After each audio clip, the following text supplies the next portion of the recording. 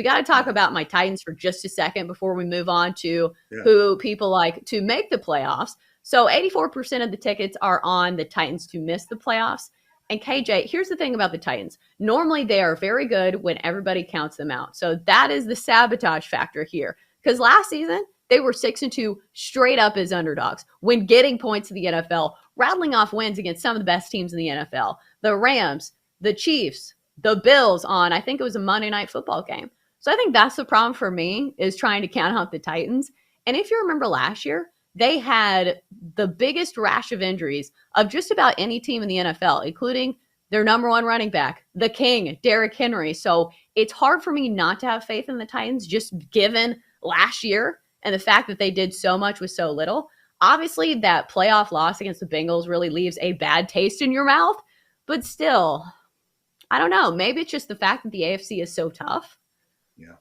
Yeah, I don't think that's a bad bet to say that the Titans won't make it, because let's say Derrick Henry rushes for only 1,100 yards this season, right? That's still a considerable drop from what you're used to from him, but still a good season. And then you've lost A.J. Brown. So where does the offense, is it made up? Is it made up in Ryan Tannehill's arm? I don't think so. And because Carson Wentz is not with the Colts, I think it's the Colts' division to win. And with Matt Ryan, I think they put together, I think they've got the right quarterback in there. And then, of course, when you mention how tough the AFC is going to be, I mean, the AFC West may take the team that doesn't win the AFC West, two more teams out of that division may take up 2 of the 3 wild card spots. So I think that's what's going to really make it tough for the Titans to get in there, when you're talking about maybe the Chargers and the Broncos potentially being 2 of the 3 teams. So you're going to have that pretty stellar record to be that third team.